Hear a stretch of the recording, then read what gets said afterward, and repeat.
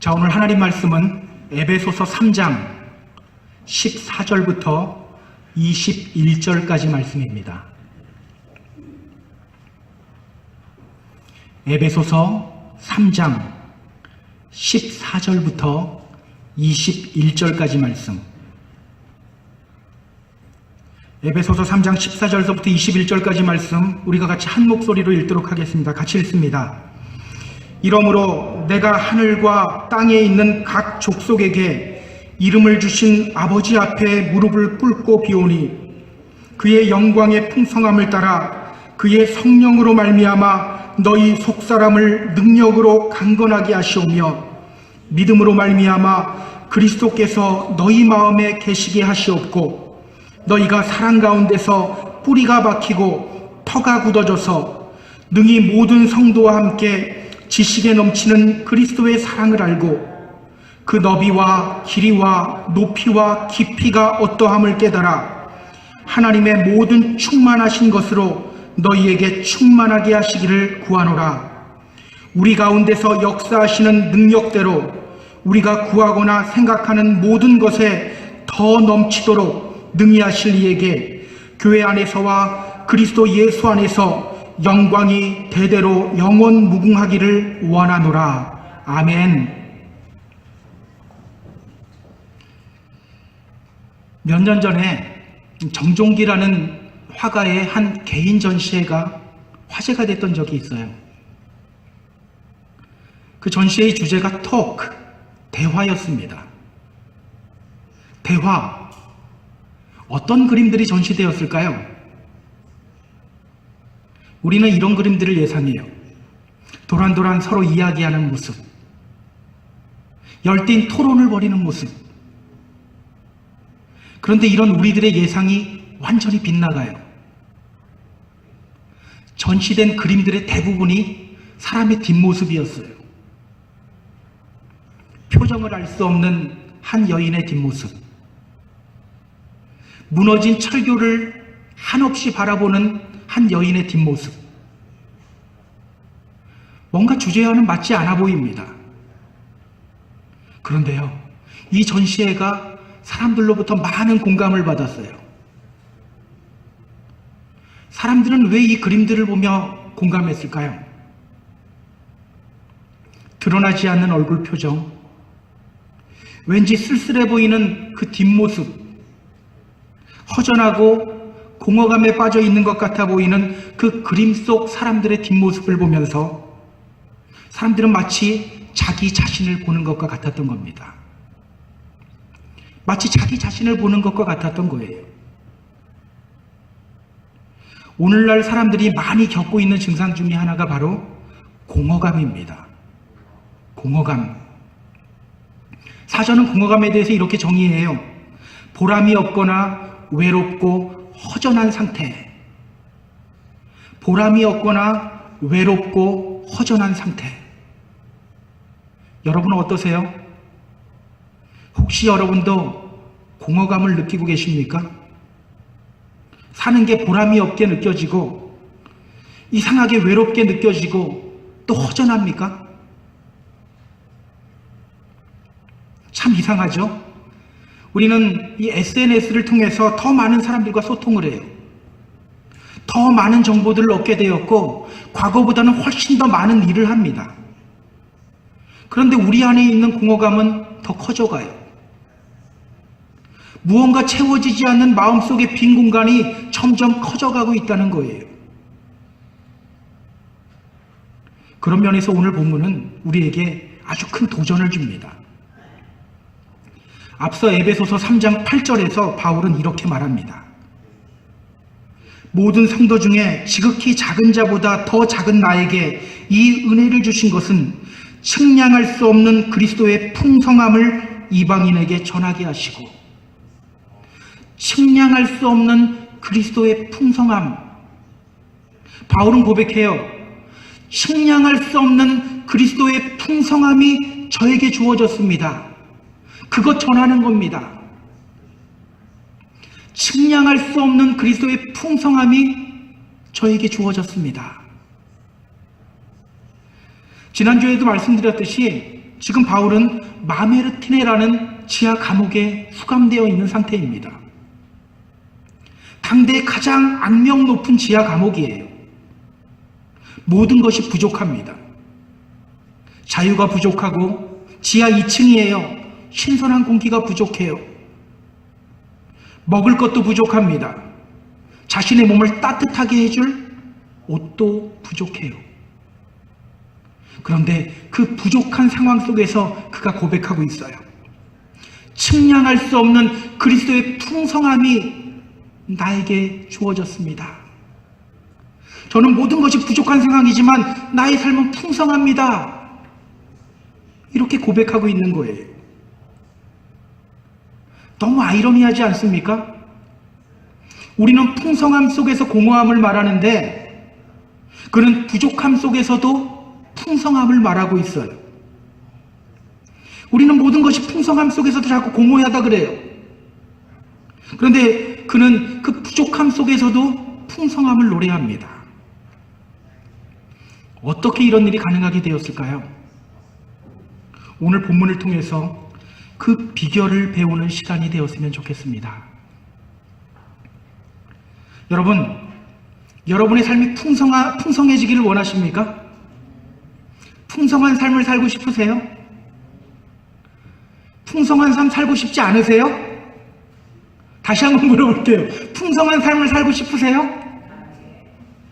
다 풍성한 삶 살고 싶으실 거예요. 대답하기 쑥스러워서 그냥 대답 안 하시는 거죠. 그렇다면 우리가 기억해야 할 것이 있어요. 저를 한번 따라해 볼까요? 풍성한 삶은 겉사람이 아닌 속사람을 통해서 온다. 풍성한 삶은 겉사람이 아닌 속사람을 통해서 온다. 우리 16절 한번 볼까요? 자, 우리 16절 우리 같이 한번 읽어보겠습니다. 같이 읽습니다.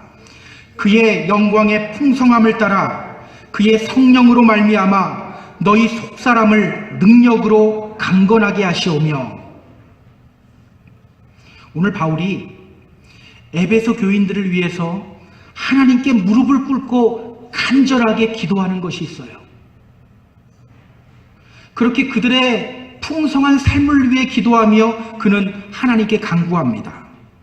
저들의 속사람을 능력으로 강건하게 하여 주소서. 저들의 속사람을 능력으로 강건하게 하여 주소서. 이것이 의미하는 것이 뭘까요? 속사람을 먼저 강건하게 하는 것이 풍성한 삶을 살아가는 비결이라는 거예요. 속사람을 먼저 강건하게 하는 것이 풍성한 삶을 살아가는 비결이다. 우리의 겉사람이 아닌 속사람이 강건하게 될 때 우리가 풍성한 삶을 살아가게 된다는 겁니다. 여러분, 세상에서는 보통 어떤 삶을 풍성한 삶이라고 이야기하나요? 우리는 물질적 풍요를 누리는 것이 풍성한 삶이라고 생각합니다. 나의 꿈을 이루고 내가 하고 싶어하는 일을 하는 것이 풍성한 삶이라고 생각해요. 그래서 사람들은요, 우리 겉을 자꾸 꾸며요. 좋은 집을 사려고 하고 좋은 자동차를 사려고 합니다. 자기 꿈을 이루기 위해서 안간 힘을 써요. 그런데 여러분, 과연 이것이 풍성한 삶일까요? 이렇게 되면 풍성한 삶을 살아갈 수 있을까요? 요즘 날씨가 더워지다 보니까 우리 아이들이 가끔 저에게 요구하는 것이 있어요. 아빠, 목말라요. 아이스크림 사줘요. 그럼 제가 아이스크림을 사줍니다. 그럼 아이스크림만 제일 첫 한 입을 탁 베어 물면서 하는 얘기가 그거예요. 아, 시원하다. 근데 우리는 알아요. 시원하다고 갈증이 해결되는 것은 아니에요. 아이스크림 먹으면 당장은 시원하고 갈증이 해결되는 것 같지만 결국은 더 갈증을 느끼게 되어 있습니다. 오늘 우리는요, 이 공허감의 근원이 어디인지를 알 필요가 있어요. 우리에게 오는 공허감이 어디서부터 오는 건지를 우리는 알아야 합니다.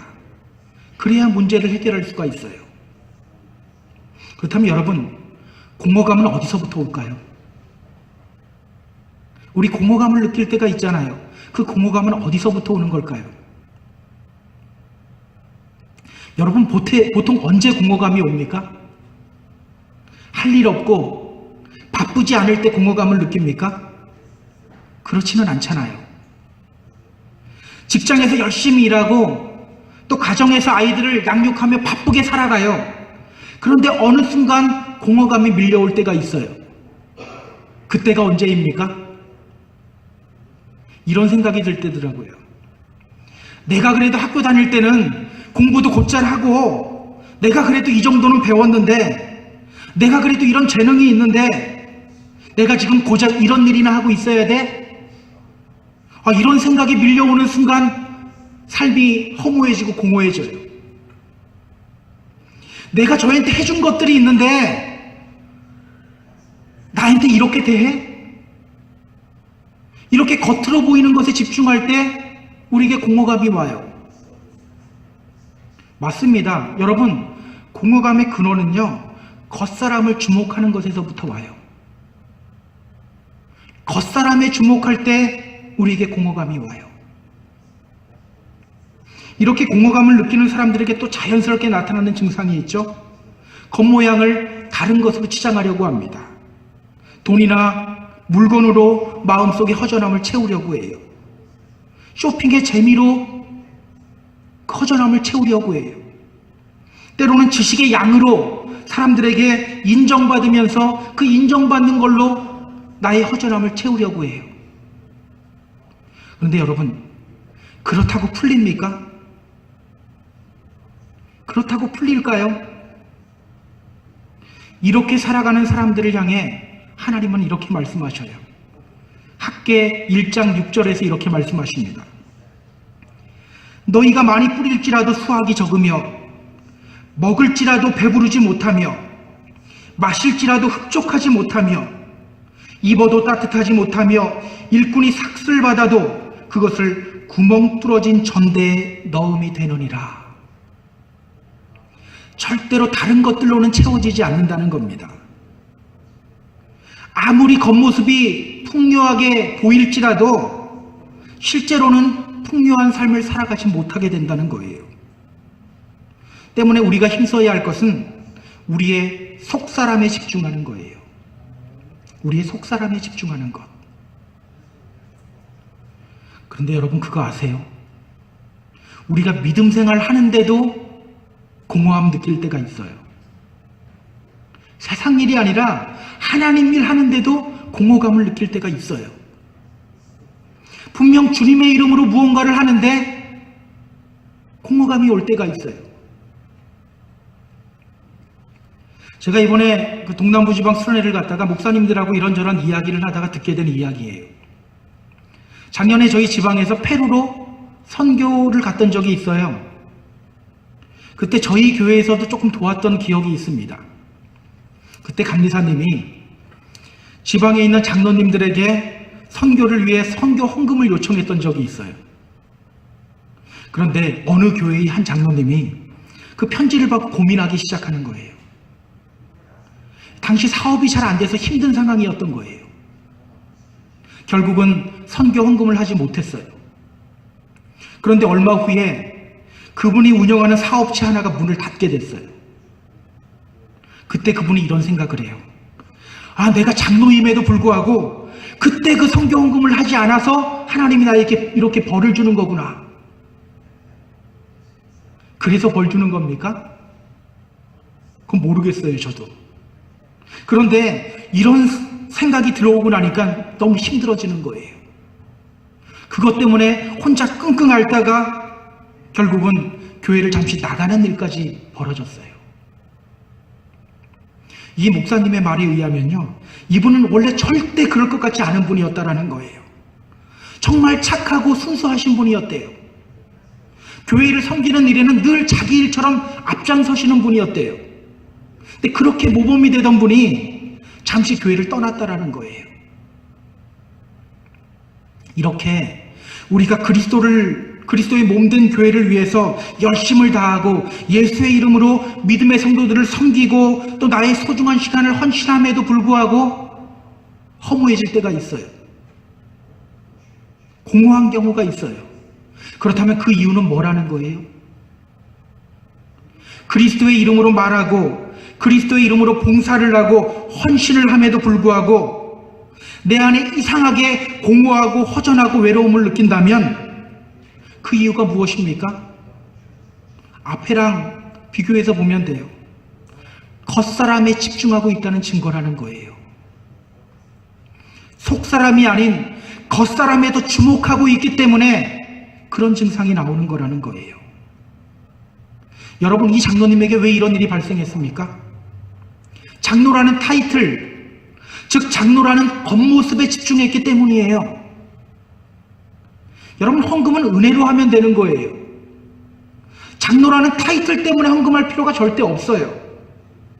겉모습에 집중하다 보니까 결국은 이런 실수를 하게 되는 겁니다. 우리도 마찬가지입니다.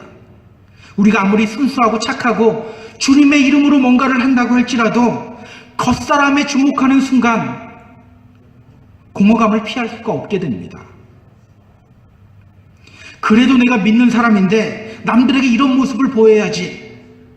그래도 내가 목사인데, 그래도 내가 장로인데, 내가 권사인데, 내가 집사인데, 이 모습으로 겉모습에 집중하는 순간 우리는 공허감 느끼게 돼요. 우리가 아무리 그리스도의 이름으로 말하고 무언가를 행동해도 소용없어요. 왠지 허전하고 밑빠진 독에 물 붓게 하는 것 같은 그런 느낌을 우리는 받게 됩니다. 그래서 오늘 바울은 간구하는 거예요. 저들의 속사람을 능력으로 강건하게 하여 주시옵소서. 저들의 속사람을 능력으로 강건하게 하여 주세요. 기억하세요. 오늘 우리가 먼저 힘써야 할 것은 속사람을 강건하게 하는 겁니다. 아무리 물질적 풍요를 이루고 내가 꿈꾸던 일을 하고 사람들로부터 인정받는 자리에 올라갔다고 할지라도 내 속사람이 강건하지 않으면 그 삶은 공허할 수밖에 없게 됩니다. 우리의 믿음의 모습도 마찬가지예요. 남들에게 보이는 부분, 여기에 우리가 집중하는 순간 우리는 말할 수 없는 공허감을 느끼게 됩니다. 그래서 여러분, 남들이 나를 보며 칭찬하는 소리에 우리가 너무 목말라 할 필요도 없어요. 남들이 나를 알아주지 않는다고 너무 의기소침할 필요도 없어요. 왜? 중요한 건 나의 속사람이기 때문이에요. 사람들은 나의 겉모습을 볼지 몰라요. 하지만 우리 주님은 무엇을 보십니까? 우리의 속을 봐요. 우리의 속사람을 본다는 거예요. 예전에 이런 분들을 만난 적이 있어요. 15년 전에 제가 만난 분들인데 아직까지 기억에 남아요. 한 번 만났거든요. 그런데도 기억에 남는 분들이 있어요. 이 두 분은 평신도예요. 미국에 있는 한인 교포 중에 굉장히 성공한 분들 중에 두 분이에요. 당시 한 분은 IMF에서 일하고 있었고요. 또 한 분은 정말 미국에서 5손가락 안에 드는 큰 토목회사의 부사장으로 일하시는 분이었어요. 유학으로 와서 그렇게까지 올라가신 분들이에요. 그런데 이분들의 삶이 너무 검소하더라고요. 집도 크지 않아요. 자동차도 그렇게 크지 않아요. 자기가 살 만큼만 남겨두고 나머지는 다 다른 사람들에게 베푸는 거예요. 전 정말 대단하다고 느껴지더라고요. 어떻게 저런 삶을 살지? 근데 그분이 이렇게 이야기해요. 주님이 나에게 이만큼 벌게 하신 이유는 하나님 나라를 위해 더 많이 헌신하라고 하는 이유입니다. 그때 제가 목사가 아니라 전도사였었는데 그 소리 듣는데 굉장히 좀 충격이었어요. 나도 어떻게 하면 조금 더 모을까 하는 마음이 있는데 평신도가 그런 말을 하는 거예요. 저는 그때 이 두 분을 보면서 많은 것을 생각했어요. 정말 부유한 것이 뭘까? 정말 풍성한 삶은 어떤 삶일까? 저는 오늘 이 바울의 기도가 우리에게 도전이 되었으면 좋겠어요. 주님, 저들의 속사람을 능력으로 강건하게 하여 주세요. 저들의 속사람을 능력으로 강건하게 하여 주세요. 그렇게 속사람을 먼저 강건하게 하고 공허한 삶이 아닌 풍요로운 삶을 살아가는 저와 여러분이 모두 되었으면 좋겠습니다. 여러분, 현재 여러분의 속사람은 어떻습니까? 강건하세요? 강건합니까? 아니면 병들어 있습니까? 오늘 우리는 우리의 속사람을 강건하게 하는 비결을 배워야 돼요. 여러분, 우리의 속사람이 어떻게 할 때 강건해질까요? 속사람이 강건해야 풍요로운 삶을 살아가는데 우리의 속사람을 강건하게 만드는 그 비결은 뭘까요? 궁금하시죠? 또 저를 한번 따라해 보시기 바랍니다. 성령으로 우리의 속사람이 강건해진다. 뭐로 강건해진다고요? 성령으로. 성령으로 우리의 속사람이 강건해진다. 우리 16절 다시 한번 볼게요. 그의 영광의 풍성함을 따라 그의 성령으로 말미암아 너희 속사람을 능력으로 강건하게 하시오며, 그의 성령으로 말미암아 너희 속사람을 능력으로 강건하게 하시오며. 무엇이 우리의 속사람을 강건하게 한다고 합니까? 성령. 성령. 물질적 풍요가 우리의 삶을 풍요롭게 하지 않는다고 말해요. 나와 관계 맺는 사람들의 수가 많다고 내 삶이 풍요롭게 되지 않는다고 말합니다. 내가 목적한 것을 이루고 내 꿈을 이룬다고 내 삶이 풍요로워지는 것이 아니라는 거예요. 성령으로 말미암아 살아갈 때에 속사람이 강건해지고 그 삶이 풍성해진다는 겁니다. 성령으로 말미암아 살아갈 때. 여러분, 제가 요즘 제 자신에게 많이 하는 말이 있어요. 스스로에게 제가 외치는 말이에요. 뭔지 궁금하시죠? 들으면 실망할 수도 있는데 그래도 궁금하세요? 저는 이런 이야기를 저한테 자주 해요. 나는 목사다. 정신줄 놓지 말자. 나는 목사다. 정신줄 놓지 말자. 제가 왜 자꾸 이런 말을 하냐면요, 자꾸 무너지기 때문이에요. 목사임에도 불구하고 자꾸 세상적인 것, 남들에게 보여지는 부분에 자꾸 더 눈이 가요. 그러지 말자 해도 자꾸 가요. 어떻게 하면 우리 교회 사람들이 좀 더 늘어나고 남들에게 인정받는 목사가 될 수 있을까? 하나님 나라의 부흥을 위해서 진짜 노력하려고 하는 마음이 아니라, 우리 교회 어떻게 하면 사람들이 좀 더 많아져서 내가 좀 더 다른 목사님들 볼 때 떳떳하게 볼 수 있을까? 이런 생각이 자꾸 들더라고요. 우리 아이들 좀 좋은 대학 가야 되는데, 그래야지 내가 목사로서 남들 앞에 떳떳해질 수 있는데, 자꾸 이런 생각이 들어요. 자꾸 겉모양에 집중을 하더라고요. 그래서 자꾸 외치는 거예요. 나는 목사다. 정신 차리자. 정신 차리자. 여러분, 이것이 무엇을 의미합니까? 우리가 아무리 우리의 속사람을 강건하게 하려고 인격 수양하고 노력해도 잘 안 된다는 거예요. 여러분 기억하세요. 우리가 아무리 우리의 인격과 마음을 가다듬으려고 노력해도 우리는 무너집니다. 우리가 아무리 겉사람에 집중하지 않으려고 노력해도 우리는 자꾸 무너져요. 그래서 우리에게 필요한 것이 있습니다. 바로 성령님의 음성에 귀를 기울이는 거예요. 성령님의 음성에 귀를 기울이는 것. 여러분, 제가 자주 하는 질문 중에 하나가 있어요. 자, 또 오늘 질문해 볼게요. 여러분, 성령 받았습니까? 여러분, 성령 받았어요? 물어볼 때마다 대답을 자신 없게 하시는 것 같아요. 여러분, 성령 받았습니까? 아멘. 기억하세요. 여러분은 이미 성령 받은 존재들입니다. 성령은요, 일부 열광적인 신자들에게만 오는 것이 아니에요.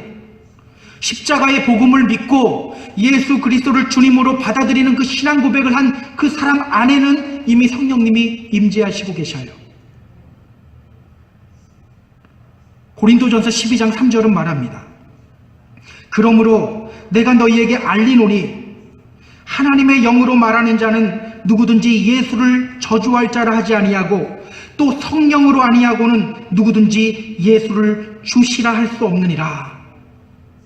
성령으로 아니하고는 누구든지 예수를 주님이라고 할 수 없느니라. 갈라디아서 4장 6절은 또 이렇게 말해요.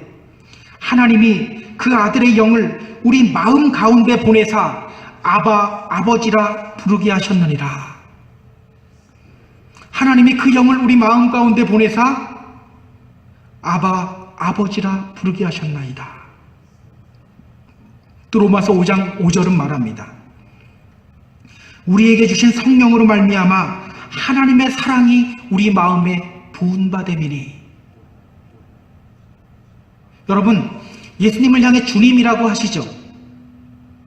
혹시 기도할 때 예수님 향해서 아저씨라고 하시는 분은 없죠? 다 주님이라고 하시잖아요. 아니, 또 하나님을 향해 아버지라고 하시죠? 하나님이 여러분을 사랑하시고 계시다는 것을 느끼시고 계시잖아요. 그렇다면 여러분, 우리 안에는 이미 성령님이 와 계신다는 거예요. 다시 한번 물어볼까요? 여러분 성령 받았습니까? 성령님이 여러분 안에 계십니까? 그럼 이제는 좀 다른 질문을 해볼게요. 그 성령님 음성에 귀 기울이고 계세요? 귀 기울이고 계셔야 돼요. 여러분, 성령님이 우리 안에 계시다라는 것은 우리가 해야 될 일들이 아주 간단하다는 거예요. 우리가 해야 될 일은 무엇입니까? 내가 일하는 것이 아니에요. 성령님이 일하게 하면 되는 거예요. 내 안에 계시는 성령님이 일하게 하시면 되는 거예요. 성령님이 인도하시는 대로 순종하면 되는 거예요. 내 안에서 이런 소리가 들립니다. 더 움켜쥐어. 더 높은 곳으로 올라가. 근데 성령님이 마음 한구석에서 또 말씀하셔요. 아니야, 이젠 베풀어야 될 때야. 그러면요, 베풀면 되는 거예요. 여기서 핑계 댈 필요가 없어요. 내 안에서 또 이런 소리가 들립니다. 야, 너 감정대로 행동해. 너 기분 나쁘지? 너 기분대로 행동해. 한번 소리 지르고 화 한 번 내. 그러면 좀 풀릴 거야. 그런 마음이 막 오는데 또 성령님이 안에서 말씀하셔요. 아니야, 참고 인내해야 돼. 주님이 그랬잖아. 말없이 십자가 지셨잖아. 그러면 어떻게 하면 됩니까? 참고 인내하면 되는 거예요. 여기서 우리가 핑계댈 필요가 없어요. 그 음성에 순종하면 되는 거예요. 여러분, 우리가 신앙생활하면서도 왜 공허한지 아세요? 성령님의 음성을 듣지 않고 내 감정대로, 내 기분대로 신앙생활하기 때문이에요. 말씀대로 신앙생활하는 것이 아니라 내 기분대로 신앙생활하기 때문이에요. 그것이 멋있는 삶인 줄 알아요. 여러분 기억하세요. 하나님의 음성에 귀를 기울이고 그 음성대로 순종할 때에 우리의 속사람이 강건해지게 됩니다. 그때 우리는 풍성한 삶을 살아가게 돼요. 많이 가졌다고 넉넉해지는 것이 아니라, 높은 자리에 올라간다고 넉넉해지는 것이 아니라, 인정받는다고 넉넉해지는 것이 아니라 성령님께 순종할 때 넉넉해지게 되는 거예요. 바울을 보세요. 그는요, 굉장히 계획적인 사람이었어요. 또 바울은 고집도 대단했어요. 그가 1차 전도 여행을 시작하면서 처음 목적지로 구브로라는 곳으로 갑니다. 이 구브로로 가요. 왜 구브로로 갔을까요? 다 이유가 있었어요. 구브로는요, 바나바의 고향이었어요. 아무래도 문화적으로, 지리적으로 잘 아는 곳입니다. 또 이곳은 헤롯 왕이 구리를 채광하는 곳이 있었기 때문에 다른 곳보다 유대인들이 훨씬 많은 곳이었어요. 1차 전도 여행의 처음 목적지로 이 구브로만큼 좋은 곳이 없었던 거예요. 그래서 바울은 바나바와 함께 구브로로 갑니다. 여러분, 바울은요, 절대로 대충대충 일하는 사람이 아니었어요. 그냥 발길 닿는 곳으로 움직이는 그런 사람이 아니었어요. 철저히 연구하고 계획하에 움직이는 사람이었어요. 또 고집은 얼마나 셌는지 아세요? 남들이 다 말려도 자기가 가려고 하는 길은 그냥 가는 사람이었어요. 나중에 3차 전도여행까지 다 마치고 예루살렘으로 올라갈 때 에베소 교회의 장로들이 울면서 말려요. 거기 가면 죽습니다. 울면서 말려요. 가지 말라고. 그래도 바울은 뿌리치고 갔던 사람이에요. 그런데 그가 2차 전도여행을 시작하며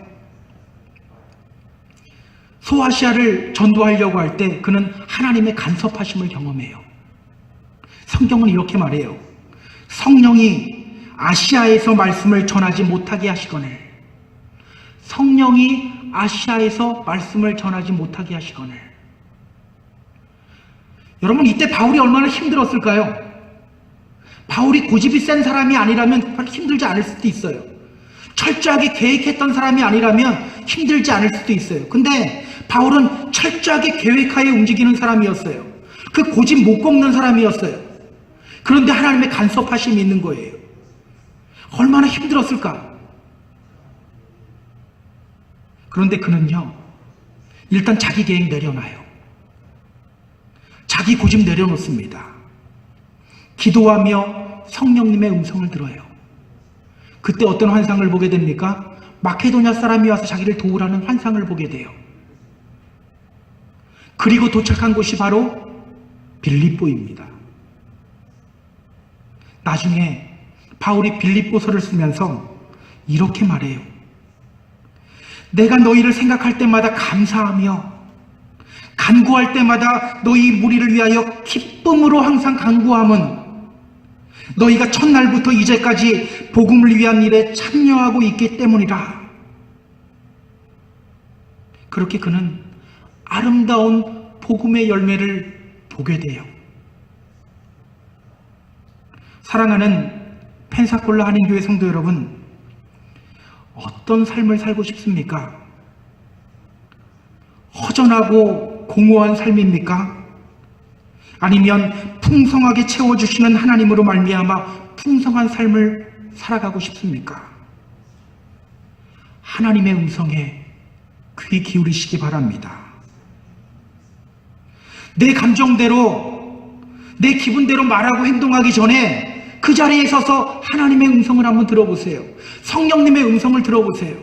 그러면 우리의 삶에 많은 것이 달라져요. 그렇게 여러분의 속사람을 강건하게 하시기 바랍니다. 그렇게 풍성함을 누리고 경험하는 저와 여러분이 모두 되기를 주님의 이름으로 부탁드립니다. 그렇게 우리가 성령님의 음성을 듣고 순종하며 나아갈 때 우리에게 결정적으로 나타나는 현상이 있어요. 그것이 뭘까요? 오늘 보면 17절 전반부예요. 또 우리 같이 한번 읽어보도록 할게요. 17절 앞부분입니다. 같이 읽습니다. 믿음으로 말미암아 그리스도께서 너희 마음에 계시게 하시옵고. 여기까지입니다. 믿음으로 말미암아 그리스도께서 너희 마음에 계시게 하시옵고. 기억하세요. 우리가 성령님으로 인해 살아갈 때 우리 마음에 예수 그리스도가 임재하게 됩니다. 우리가 뭔가를 하기 전에 멈춰서서 성령님의 음성 듣고 말하고 행동할 때 우리 마음에 그리스도가 임재하게 된다는 거예요. 우리가 성령님의 음성에 귀 기울이며 그 음성에 순종할 때에 우리의 빈 공간에 예수 그리스도가 자리를 잡게 된다는 거예요. 어떻게 이런 일이 벌어질까요? 로마서 8장 9절은 말해요. 만일 너희 속에 하나님의 영이 거하시면 너희가 육신에 있지 아니하고 영에 있나니 누구든지 그리스도의 영이 없으면 그리스도의 사람이 아니라. 성령의 또 다른 이름을 뭐라고 이야기합니까? 그리스도의 영이라고 말하고 있는 거예요. 때문에 우리가 성령님의 음성에 귀 기울이고 그 음성에 순종하는 삶을 살아갈 때 우리의 빈 공간에, 우리의 마음에 그리스도가 임재하게 되고 그리스도가 심겨지게 된다는 거예요. 우리가 주님의 이름으로 말하고 행동할지라도 성령님의 음성을 듣지 않고 내 감정대로 살아가면 주님의 임재하심이 없게 된다는 거예요. 굉장히 중요한 거예요, 여러분. 파스칼이라는 사람이 있죠. 그가 했던 유명한 말이 있어요. 인간은 생각하는 갈대다. 그는 프랑스의 수학자였고 물리학자였고 철학자였어요. 지금도 그는 인류 역사상 가장 뛰어난 천재 중에 하나였다라고 평가받고 있어요. 그가 얼마나 대단한 천재였냐면요. 11살 때 처음 논문을 써요. 11살 때. 어떤 사람이 숟가락으로 질그릇을 막 두드리는데 두드릴 땐 소리가 나다가 손을 딱 대니까 소리가 멈추는 거예요. 그것을 지켜보고 음향에 대하여라는 작은 논문을 써요. 사람들이 그거 보고 놀라요. 11살 때. 12살 때에는 기하학만 배웠던 이 파스칼이 혼자 원과 직선을 그려가면서 삼각형 내각의 합이 180도라는 것을 스스로 알아내요. 16살 때에는 파스칼 최초의 과학적 업적으로 일컬어지는 원추 곡선론이라는 논문을 발표합니다. 그래서 유럽 전역을 놀라게 해요. 그런 그가 나중에 인간에 대해서 연구하며 철학자의 길을 걸어갑니다. 그러다가는 그리스도를 만나요. 그리고 이런 말을 해요. 인간의 가슴 속에는 오직 하나님만이 채울 수 있는 하나님의 빈 공간이 있다. 인간의 마음 속에는 오직 하나님만 채울 수 있는 하나님만의 공간이 있다. 우리 안에는 오직 하나님만 채울 수 있는 빈 공간이 있다는 거예요. 물질이나 관계나 다른 어떤 것으로도 채울 수 없는 하나님의 공간이 있다는 거예요. 오늘 본문에서도 바울이 그 이야기를 비슷하게 하는 거예요. 믿음으로 말미암아 그리스도께서 너희 마음에 계시게 하시옵고, 주님으로만 채울 수 있는 공간이 있는데 우리가 성령님으로 말미암아 살아갈 때 그때 주님이 임재하시게 된다는 거예요. 그 공간에, 우리 안에 있는 빈 공간에 예수 그리스도가 심겨질 때에 예수 그리스도가 우리 안에 뿌리박고 우리 안에서 살아갈 때에 우리가 풍성한 삶을 살아가게 된다는 거예요. 그럼 여러분, 예수 그리스도가 우리의 빈 공간에 오신다는 것, 이것도 뭐를 의미할까요? 그리스도는 우리를 향한 하나님의 사랑을 의미해요. 따라서 그리스도가 우리의 빈 공간에 임재하게 된다는 것은요, 나를 향한 하나님의 사랑을 깨닫게 된다는 거예요. 하나님이 나를 얼마나 사랑하는지를 깨닫게 된다는 거예요. 그래서 17절, 18절, 19절을 보면 이렇게 말해요. 한번 보세요. 믿음으로 말미암아 그리스도께서 너희 마음에 계시게 하시옵고, 너희가 사랑 가운데서 뿌리가 박히고 터가 굳어져서 능히 모든 성도와 함께 지식에 넘치는 그리스도의 사랑을 알고, 우리 19절은 같이 한번 읽어보겠습니다. 그 너비와 길이와 높이와 깊이가 어떠함을 깨달아 하나님의 모든 충만하신 것으로 너희에게 충만하게 하시기를 구하노라. 여러분 기억하세요. 우리가 정말 주님의 사랑을 깨닫게 되면요, 공허하지 않게 된다는 거예요. 왜 우리가 주님을 믿고 주님의 이름으로 말하고 행동하는데도 공허합니까? 왜 허전합니까? 그 사랑의 넓이와 길이와 높이와 깊이를 모르기 때문이에요. 하나님의 사랑을 그냥 안다고는 말하는데, 난 주님의 사랑을 받은 존재입니다라고는 말하는데 실제로는 그 사랑의 넓이와 길이와 높이와 깊이를 온전히 깨닫지 못하기 때문이라는 거예요. 여러분, 사랑하면 배부르다라는 말이 있잖아요. 왜 열렬히 사랑하면 먹지 않아도 배부르다라는 말이 있잖아요. 여러분 그런 거 경험 안 해보셨나요? 저만 그런 거 경험해봤나요? 마찬가지예요. 하나님의 사랑을 깨닫고 하나님을 온전히 그리고 열렬하게 사랑하면 배고픈 줄 모르게 돼요. 공허함과 허전함을 느끼지 못하게 돼요. 풍성하게 베풀어 주시는 그 하나님을 비로소 느끼게 되고 풍성한 삶을 살아가게 되는 거예요. 사랑하는 펜사콜로 하나님교회 성도 여러분, 그 사랑을 깨달으시기 바랍니다. 그 하나님 사랑의 넓이와 길이와 높이와 깊이가 어떤지를 깨닫기를 바랍니다. 그것으로 말미암아 풍성한 삶을 살아가는 저와 여러분 모두 되기를 주님의 이름으로 축원합니다.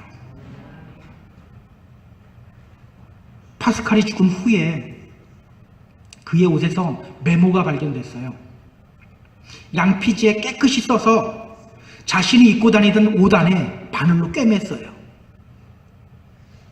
지금은 이 메모가 프랑스 국립도서관에 보관되어 있습니다. 제가 이 메모에 적힌 내용을 여러분께 소개하면서 말씀을 정리하려고 해요. 잘 들어보세요. 아브라함의 하나님, 이삭의 하나님, 야곱의 하나님, 당신은 철학자와 학자들의 하나님이 아닙니다. 확신, 감격, 기쁨, 평화, 예수 그리스도의 하나님, 그리스도의 하나님이 바로 나의 하나님입니다. 하나님 외에 이 세상에 속한 모든 것을 버립니다. 하나님은 오직 복음을 통해서만 알게 됩니다. 인간 영혼의 위대함이여, 의로우신 아버지여, 세상이 아버지를 알지 못하여도 나는 아버지를 알았습니다. 너무나도 기뻐 눈물이 흐릅니다. 저는 당신에게서 떠나 있었습니다. 나의 하나님 나를 떠나시렵니까? 저는 이제 영원히 주님을 떠나지 않을 겁니다. 영생은 곧 유일하신 참 하나님과 그가 보내신 자 예수 그리스도를 아는 것입니다. 예수 그리스도. 이전에 저는 하나님으로부터 제 자신을 분리시켰었습니다. 하나님으로부터 도망갔고 하나님을 부인하고 십자가에 못 박았습니다. 이젠 절대로 하나님으로부터 떨어지지 않겠습니다. 이제는 복음이 가르치는 하나님만을 굳건히 붙잡겠습니다. 일체의 모든 것을 기쁘게 포기합니다. 저희 삶을 이끄시는 그리스도께 전적인 순종을 하겠습니다. 영원한 기쁨 속에 거하겠습니다. 당신의 말씀을 절대로 잊지 않게 하소서. 아멘. 저는 이 신앙 고백이요, 저희 마음을 뜨겁게 해요. 우리의 하나님은 철학자와 학자의 하나님이 아닙니다. 이 신앙 고백 후 그는 사교계를 떠났어요. 오직 예수 그리스도에 대한 뜨거운 확신과 기쁨에 찬 감동으로 살았어요. 오늘 우리에게도 이런 신앙 고백이 있어야 합니다. 예수 그리스도를 향한 믿음의 고백이 있어야 돼요. 그 그리스도의 사랑이 우리를 주장하게 해야 합니다. 그때 우리의 삶은 풍성하게 됩니다. 그 사랑을 느끼는, 주님의 사랑을 느끼는 저와 여러분 모두 되었으면 좋겠어요. 성령님의 음성에 귀 기울이면서 우리의 속사람을 강건하게 하고 그것으로 말미암아 우리에게 임재하시는 그 주님을 느끼면서 그 사랑의 넓이와 길이와 높이와 깊이를 깨달아 아는 저와 여러분, 그러므로 말미암아 풍성한 삶을 살아가는 저와 여러분 모두 되기를 주님의 이름으로 축원합니다. 자, 우리 같이 찬양할 때요, 주 사랑, 놀라운 그 사랑, 나를 위한 그의 십자가, 놀라운 주님의 사랑을 우리가 함께 노래하며 나아가도록 하겠습니다. 주 사랑, 놀라운 그 사랑, 나를 위한 그의 십자가. 잃어버린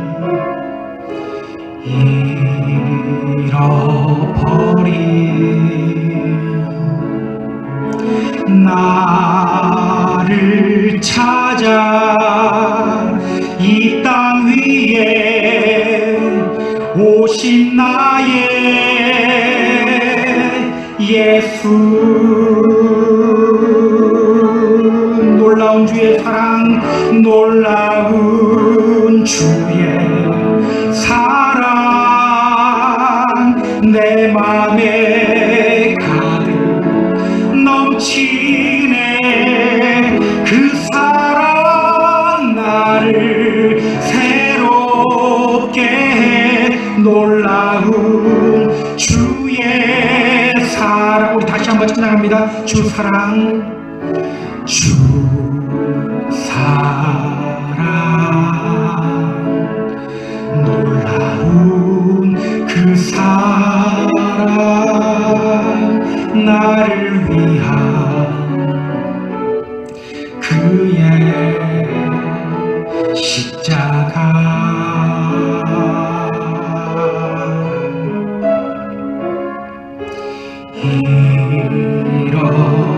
잃어버린 나를 찾아 이 땅 위에 오신 나의 예수, 놀라운 주의 사랑, 놀라운 주의 사랑, 내 맘에 가득 넘치네. 그 사랑 나를 새롭게 해. 놀라운 주의 사랑, 놀라운 주의 사랑, 놀라운 주의 사랑, 내 맘에 가득 넘치네. 그 사랑 나를 새롭게 해. 놀라운 주의 사랑. 자, 이 시간 우리 함께 기도하며 나갈게요. 이 시간 기도할 때 하나님, 우리의 삶이 공허한 삶이 아니라 풍성한 삶이 되길 원합니다. 우리의 속사람을 강건하게 하는 삶이 되길 원합니다. 우리 안에서 말씀하시는 그 성령님의 음성을 들으며 우리의 속사람을 강건하게 만드는 저희들 되길 원합니다. 그 성령님으로 말미암아 주님이 우리 안에 임재하게 하시고, 그 주님으로 말미암아 우리를 향한 하나님의 사랑, 그 하나님의 사랑의 넓이와 길이와 높이와 깊이를 깨달아 하는 저희들이 되길 원합니다. 이 시간 우리가 함께 기도하며 나아갑니다. 기도합니다. 오 하나님, 하나님 이 시간 우리가 주님의